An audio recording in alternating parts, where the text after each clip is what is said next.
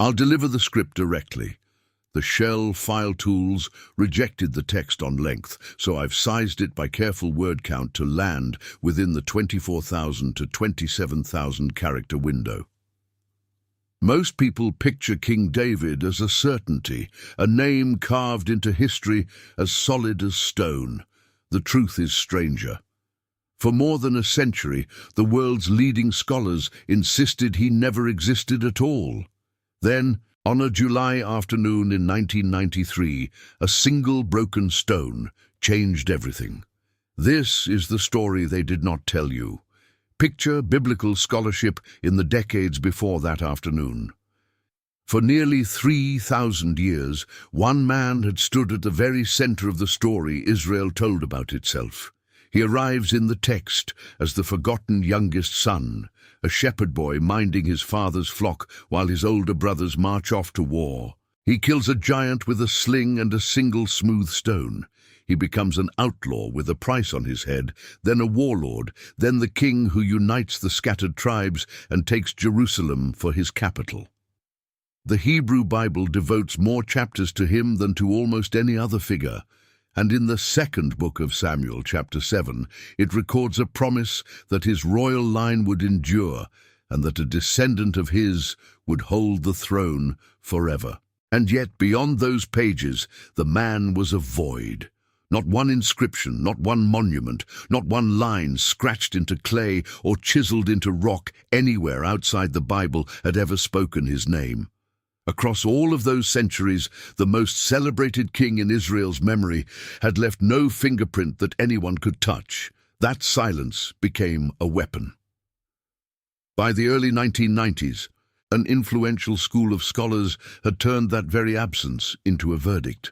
They argued that David was no more historical than King Arthur or Robin Hood, a legend stitched together by writers living 4 or 5 centuries after the events they claimed to record, a glorious past invented to give a small, late struggling kingdom the dignity of an empire it had never truly ruled. In their reconstruction, there was no united monarchy, no golden age, no shepherd who rose to a throne.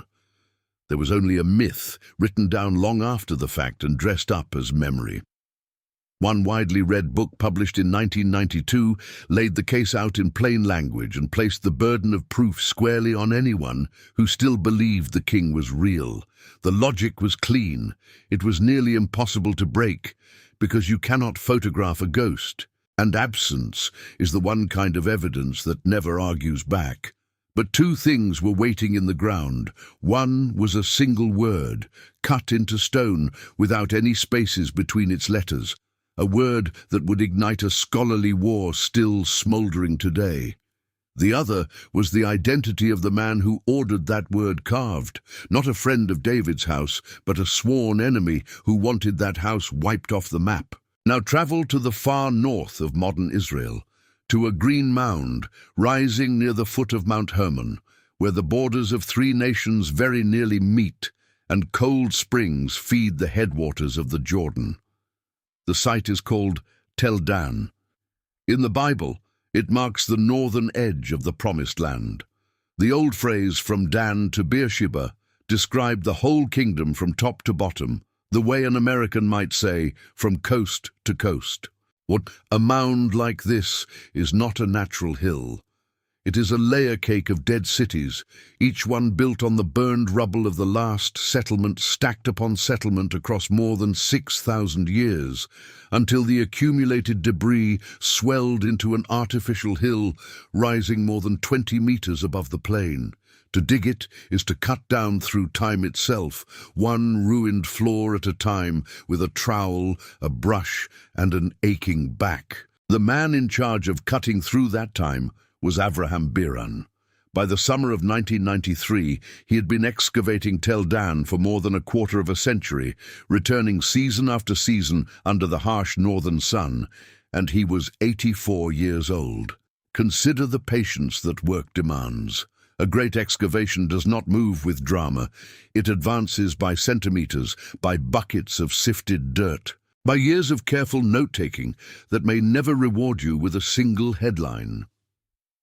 Biran had already uncovered an arched mud brick gate so old it predated David by centuries, a raised platform where ancient rulers once performed public worship, and a city wall thick enough to break an army. For all of that, the deepest meaning of the place still lay in pieces no one had yet turned face up. Now follow the work as it actually happened on a single afternoon. On the 21st of July, the expedition's surveyor, a careful woman named Gila Cook, was measuring a stretch of wall beside the outer gate when the low light of the late day fell across the stones at a slanting angle. The sun did what shovels could not. It raked across the flat face of a dark slab built sideways into the wall and threw the shadows of strange, regular marks into sharp relief. Those lines were letters. She called out to Biran, and within minutes the old archaeologist was crouched over the stone, reading words that no living human had read in roughly 28 centuries. By his own account, he understood at once that he was holding something that would be argued over for a very long time. Examine the stone itself. It was a fragment of basalt, dark, dense, volcanic rock, far harder and far heavier than the soft limestone most ancient scribes preferred to write on. It measured only about 32 centimeters tall and 22 centimeters wide, smaller than a serving tray, a jagged corner broken off something far larger and grander. Across its smoothed face ran 13 partial lines of writing in Old Aramaic, the diplomatic and commercial language of the entire region in that age, every letter patiently incised by a craftsman who understood exactly how stubborn basalt can be. This was no idle scratching by a bored traveller. It was a victory monument, a stele, the kind of towering public boast a king erected at a captured city so that every trader, soldier and farmer who passed would know precisely who now held power. And the triumph it announced was the killing of kings. Read what the broken lines actually say, and the hair on the back of your neck begins to rise. The author writes in the first person, in the voice of a king. He recalls how his own father had died, how the king of Israel had pushed into his land, and how his God, named in the text as Hadad, went out before him into battle and made him sovereign. He boasts that he struck down mighty kings who harnessed thousands of chariots and thousands of horsemen. He describes laying their cities waste and turning their fields to ruin. And then, in the lines that scholars number 8 and 9, comes the phrase that detonated the entire debate. Beside the king of Israel, the inscription names a second royal house brought low, written in the Aramaic alphabet as the letters Bet, Yod, Tor, then Dalet, War, Dalet. Bit, WD, House of David. There it was. The dynastic name of David, carved by the hand of an enemy, sealed in the soil of northern Israel, dated by the shape of its letters and the archaeological layer that held it to the second half of the 9th century before the Common Era, roughly 140 years after the time the Bible places David himself. Set that distance in human terms. It is shorter than the gap between you and your great-great-grandparents, close enough that the founder was no fog of legend, but a remembered ancestor, the way a young nation remembers the man who first won its freedom. For the first time in the modern world, the name of David had surfaced outside the Bible, in a hostile document written by people who had every reason to lie about almost everything except this one point: that the kingdom to their south was ruled by the house of David, and that everyone in the region knew it by that name. A shepherd's name had become a dynasty's name, and a dynasty does not get named after a man who never lived. Consider the man who almost certainly commissioned it. The surviving fragments never preserve his name, but the overwhelming weight of scholarly opinion points to Hazael, king of Aram Damascus, one of the most formidable rulers of his violent century. Damascus lay only some 70 kilometers from Dan, a distance a modern car covers in an hour, but a grinding march of several days for an army hauling chariots and supplies across rough country. The two kingdoms had been clawing at each other for generations, trading raids, border towns, and massacres. Hazael was no cartoon villain twirling a mustache. The Bible itself records that he climbed to power by smothering his sick master with a soaked cloth and seizing the throne. Yet from the seat of Damascus, he was simply an ambitious, gifted monarch defending his city and extending its reach, and the kings to the south were rivals to be beaten like any other. He had this monument raised at Dan after he stormed the city, to cut his victory into the memory of the land in the hardest stone his masons could find, dimension the world those kings lived in. Far to the east, the empire of Assyria was rising like a slow flood, its armies pressing west year after year, hungry for tribute in silver, horses, and slaves. The little kingdoms of the Levant, Damascus and Israel and Judah and Moab and a dozen others, were caught between their own bitter rivalries and that gathering shadow. They allied when the giant threatened, then turned on one another the moment it withdrew. Dan sat astride a vital crossroads where trade and armies flowed between north and south, which is exactly why it was conquered, lost, and conquered again, and exactly why a king would think it worth a monument in stone. The inscription then does something even more startling when you lay it beside the biblical record. In the reconstructed lines, the Aramean king claims to have struck down 2 rulers in a single campaign. By the most widely accepted reading, Jehoram, king of Israel, and Ahaziah, king of the house of David, which is to say Judah. Open the Hebrew Bible to the 2nd book of Kings, chapter 9, and you meet those very 2 kings, Jehoram and Ahaziah, falling at almost the same moment in the same spasm of bloodshed. But the Bible hands the credit for both killings to a different man entirely, to Jehu, an Israelite army commander who launched a coup and seized the throne in a river of blood. That difference is not a problem to bury. It is a window. Both records can be held together without forcing either to break. Kings across all of history have claimed personal credit for the deaths of their enemies, whether or not their own hand ever held the blade. And Jehu's bloody rise may well have served the interests of Damascus, or unfolded in its shadow. What matters for the question of David is not which man delivered the final stroke. What matters is that 2 completely independent sources, one a sacred Israelite history and the other a pagan war monument set up by an enemy who shared none of its faith, agree on the names of the kings, the moment of their fall, and the existence of a southern kingdom defined by a single founding ancestor. The clean, comfortable theory of an invented David now had to swallow a fact it could not chew. The house of David was real enough that its enemies cut its name into rock to celebrate beating it. And the Tel Dan stone did not stand alone for long, because the wider record began to line up beside it. Far to the south, a tall black basalt monument known as the Mesha Stele had been in scholars' hands since 1868, carved by a king of Moab named Mesha to celebrate his rebellion against Israel.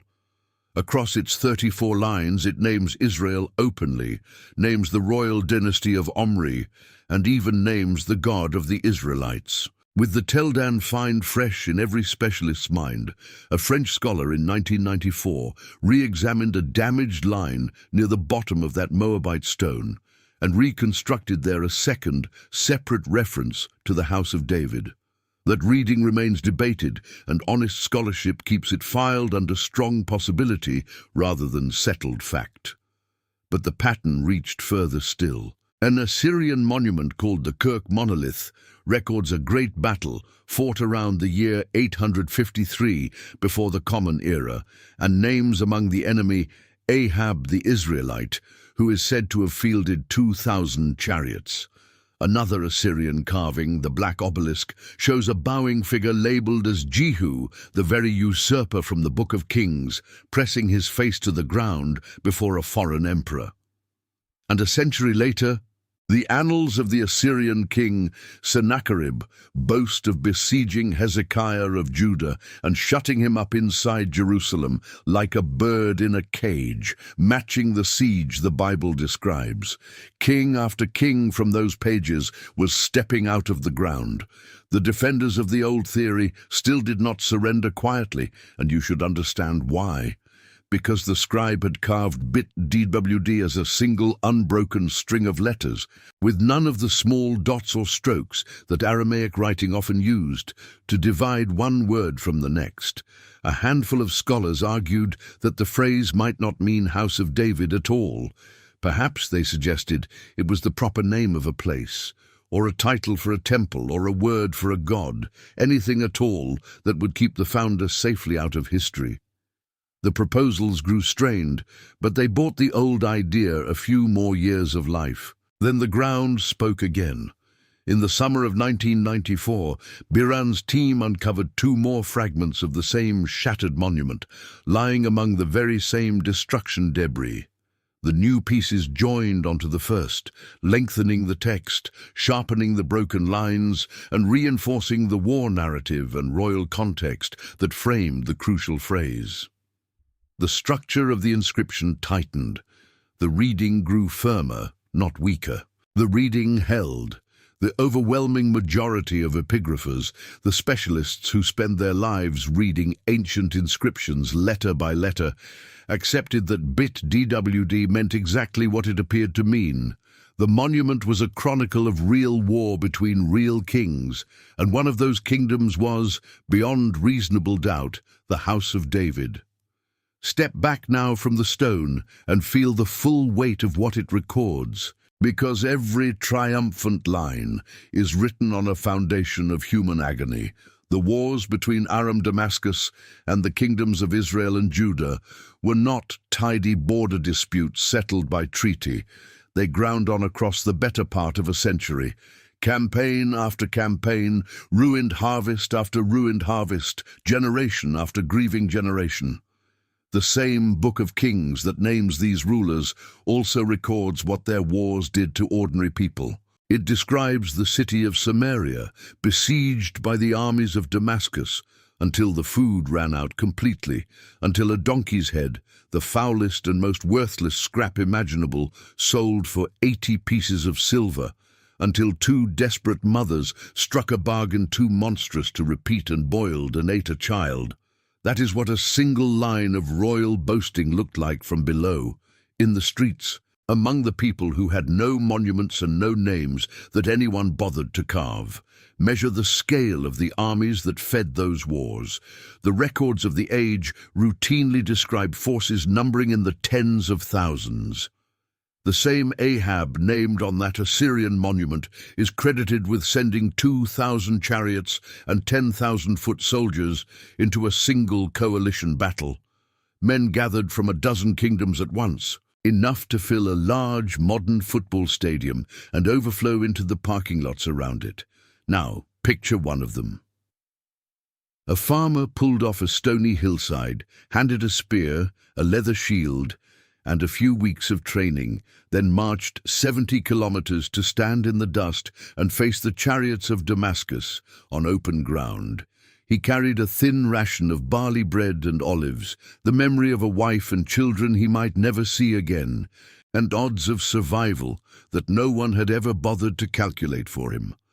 Multiply that one man by the population of a dozen towns, and you begin to feel the true cost of a single proud sentence cut into basalt. Acknowledge, too, what waited for the men who did not fall on the field. A spear wound or a sword cut in an age with no understanding of infection and no medicine worthy of the name often meant a slow death by fever days or weeks later. Far from home, crowded war camps bred dysentery and plague that killed more soldiers than any enemy, and for the cities that lost, the conquerors of that century, the Assyrians above all, perfected the practice of mass deportation, tearing entire populations from their land and marching them hundreds of kilometers into exile to break their spirit forever.